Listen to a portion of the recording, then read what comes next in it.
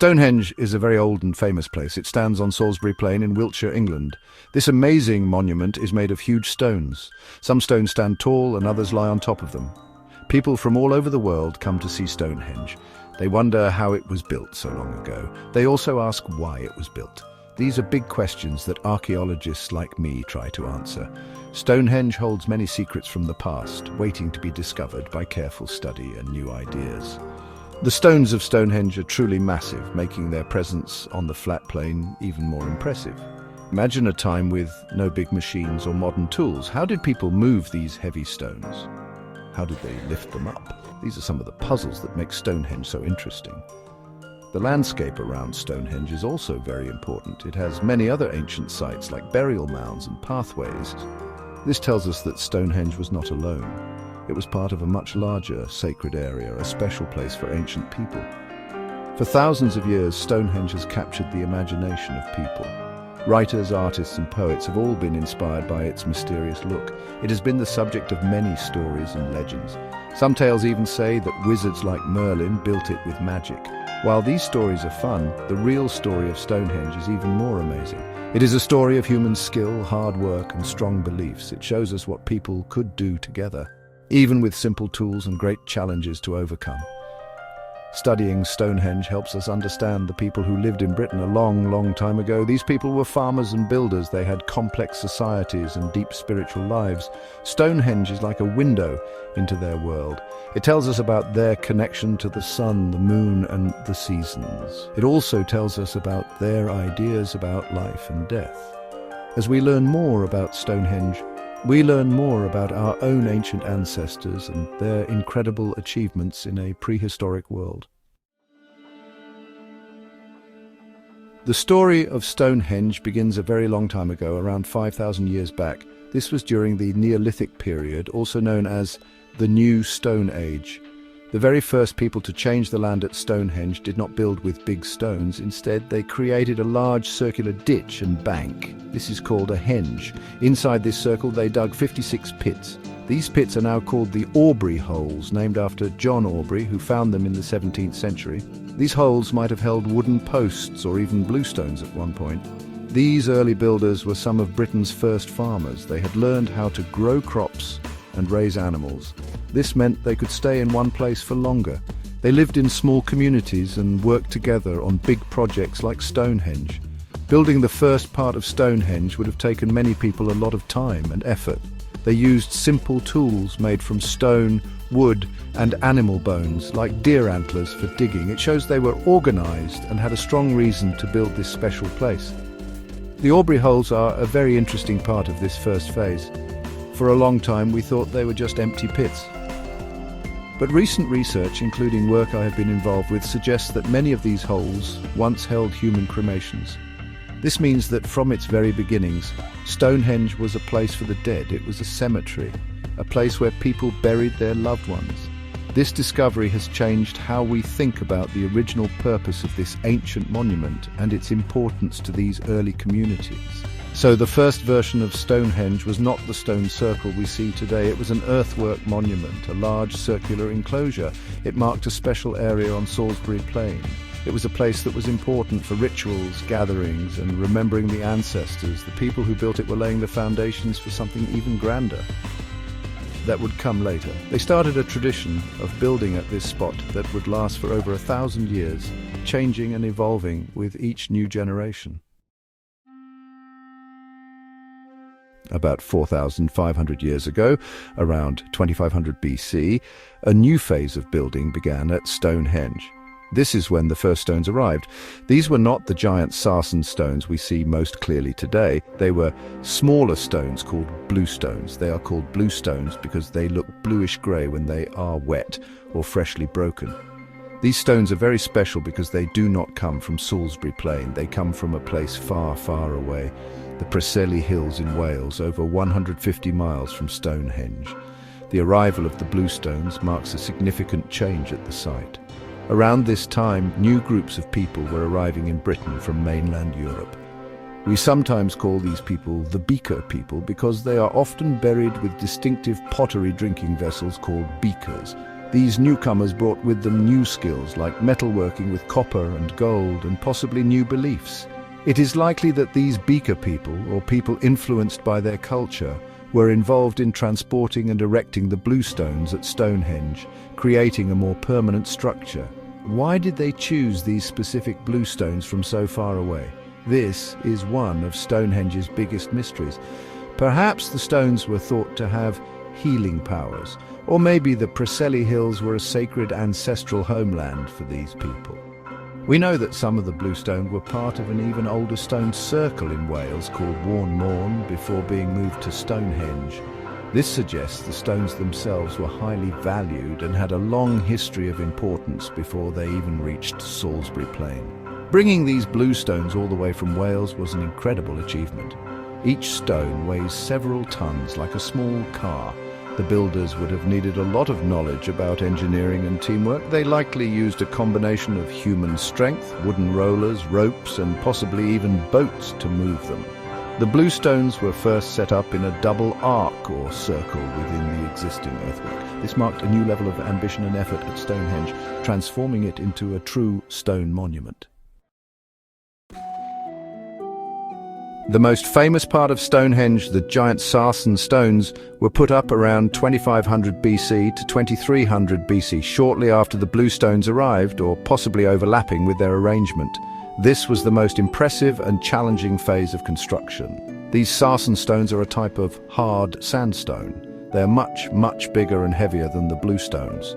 Some of them weigh over 40 tons, which is like the weight of several large trucks. These huge stones were used to create the iconic outer circle and the inner horseshoe of trilithons.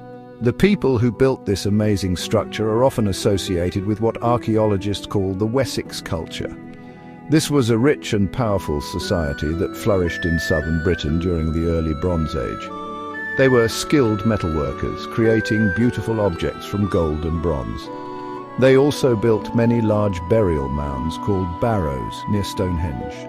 The leaders of the Wessex culture likely had the power and resources to organize the huge workforce needed to quarry, transport, and erect the massive Sarsen stones. Their presence signifies a period of great social organization and wealth.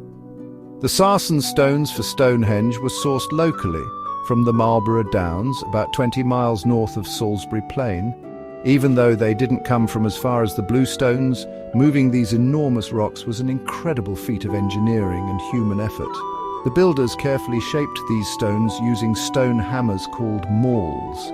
They created smooth surfaces and even carved special joints like mortise and tenon joints, similar to those used in woodworking. This allowed the horizontal lintel stones to sit securely on top of the upright stones. This phase of building created the Stonehenge we mostly recognize today. The outer circle of Sarsens, many with lintels on top, and the inner horseshoe of 5 massive trilithons dominated the landscape. The bluestones were rearranged several times during and after this period, placed in different patterns inside the Sarsen structures. The Wessex culture transformed Stonehenge into a truly monumental statement, a symbol of their power, beliefs, and connection to the cosmos, solidifying its importance for generations. Section 5. Finding the Rocks. The Art of Quarrying. Quarrying the stones for Stonehenge was the very first step in its construction, and it was a huge challenge. There were 2 main types of stones used, the smaller bluestones and the massive Sarsens.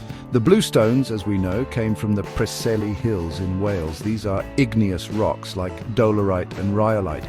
The ancient builders had to find outcrops of these rocks. They likely used natural cracks and fissures in the rock to help them. They would then hammer wooden wedges into these cracks. When the wedges were soaked with water, they would expand and split the rock. For the Sarsen stones, the builders looked closer to home, on the Marlborough Downs.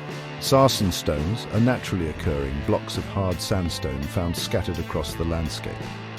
They didn't need to dig deep into the earth to find them, as they were often lying on or near the surface. However, these were still enormous boulders, some weighing many tons. The challenge was to select stones of the right size and shape, and then to detach them if they were partly buried or connected to other rocks. They used large stone hammers called mauls to break off pieces and roughly shape the stones at the quarry site. The process of quarrying was slow and difficult. The builders only had simple tools made of stone, wood and antler. Imagine hitting hard rock with another stone for hours and hours. It would have required great patience and strength. They needed to understand the properties of the rock, knowing where to strike it to get the best results.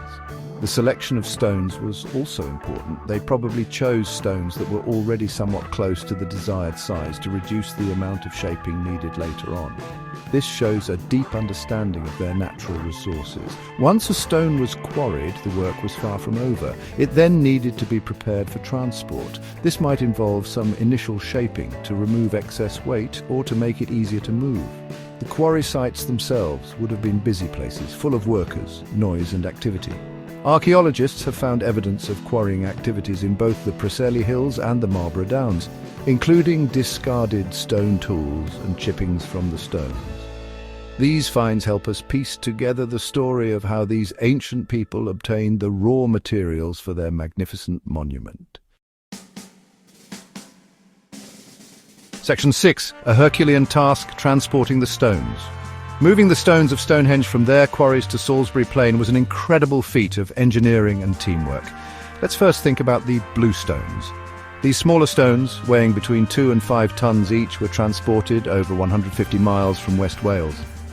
It is believed that the builders used a combination of land and water transport. They might have dragged the stones on wooden sledges over rollers on land. For the water journey, they could have built large rafts or used boats to carry the stones along the Welsh coast and up rivers like the River Avon. Transporting the massive sarsen stones presented an even greater challenge. These giants, weighing up to 40 tons or more, were moved about 20 miles from the Marlborough Downs. It is almost certain that these stones were moved entirely overland. The most likely method involved placing the stones on wooden sledges. These sledges would then have been pulled by large teams of people using strong ropes made from plant fibers or animal hide. To make it easier, they probably laid down a track of wooden rollers in front of the sledge, moving them from back to front as the stone progressed. Imagine hundreds of people working together, pulling and pushing to move just one of these colossal stones. It would have been slow, hard, and dangerous work. They would have needed to clear paths, navigate hills, and cross streams. The journey for each sarsen stone could have taken many months, or even years. Good organization and strong leadership would have been essential to coordinate such a massive undertaking. They would also need to feed and care for the large workforce involved in this monumental task for an extended period. Experiments have been done in modern times to try and replicate these ancient methods. These experiments have shown that it is possible to move large stones using these simple techniques, but it requires a lot of people and a lot of effort. It also highlights the ingenuity and determination of the Stonehenge builders. They did not have modern cranes or trucks, yet they found ways to move mountains. The sheer scale of the transportation effort tells us how important Stonehenge was to these ancient societies, that they were willing to invest so much time and energy. Section 7. Standing tall, erecting the ancient monoliths. Once the mighty stones arrived at Salisbury Plain, the next great challenge was to raise them into their upright positions. For the huge sarsen uprights, the builders likely dug a large hole with one sloping side. The stone would then be dragged or levered until its base slid down the slope into the hole. Once the base was in, teams of people would pull on ropes from the other side, using wooden A-frames as levers to slowly raise the stone to a vertical position. They would then pack earth and smaller stones tightly around the base to hold it firmly in place. Lifting the massive lintel stones, some weighing many tons, onto the top of the uprights was an even more complex task. One theory suggests that they built enormous timber ramps or earth ramps up to the top of the uprights. The lintels would then be dragged or levered up these ramps into position. Another theory proposes the use of timber cribs or platforms. They would gradually raise the lintel by building a wooden platform underneath it, layer by layer, and then levering the stone up onto the next layer until it reached the required height to be slid across onto the uprights. The builders of Stonehenge were also skilled craftspeople. They shaped the stones with remarkable precision using stone mauls. Many of the sarsens have mortise and tenon joints. This means that a bump called a tenon, was carved on top of the upright stones. A corresponding hole, called a mortise, was carved into the underside of the lintel stones. These joints helped to lock the lintels securely in place, like pieces of a giant puzzle. The lintels of the outer circle were also curved to follow the line of the circle and connected with tongue and groove joints. This careful shaping and joining of the stones shows a high level of planning and skill. It suggests that the builders had a clear design in mind before they even started. Each stone was prepared to fit perfectly with its neighbors. The effort involved in not just erecting these stones, but also in shaping them so precisely with basic tools, is truly astounding. It speaks volumes about their dedication and the importance of the monument they were creating. The stability of these structures, many of which still stand after thousands of years, is a testament to their incredible building skills. Section 8. Whispers of Purpose, Astronomy, Rituals and Burials. One of the most enduring questions about Stonehenge is, why was it built? What was its purpose? One popular theory is that Stonehenge was an astronomical observatory. The main axis of Stonehenge is aligned with the sunrise on the summer solstice, the longest day of the year, and the sunset on the winter solstice, the shortest day. The heel stone, a large sarsen outside the main circle, marks the point of the summer solstice sunrise. This suggests that the builders had a deep understanding of the sun's movements and possibly used Stonehenge to track seasons for farming or religious festivals. Another strong theory is that Stonehenge was a major religious or ceremonial site. The sheer scale of the monument and the immense effort involved in its construction suggest it held profound spiritual significance. It may have been a temple dedicated to sun gods or sky deities. The circular design itself often represents eternity or the cosmos in many cultures. Rituals and ceremonies would have likely taken place within the stone circles, perhaps involving feasting, processions and offerings. The presence of features like the altar stone hints at ceremonial activities within the heart of the monument. As mentioned earlier, evidence of burials is very strong at Stonehenge, especially from its earliest phases. The Aubrey holes contained cremated human remains, dating back to around 3000 BC. This makes Stonehenge one of the largest Neolithic cemeteries in Britain. Even in later periods, burials continued to occur around Stonehenge, including some very rich burials of the Wessex culture. This suggests that Stonehenge was a place connected to death and the ancestors, perhaps a place where the living could connect with the spirit world or honor those who had passed away. It's also possible that Stonehenge served multiple purposes that changed over its long history. It might have started as a burial ground, then evolved into a ceremonial center, and also incorporated astronomical observations. These functions are not mutually exclusive. Ancient sites often had layered meanings.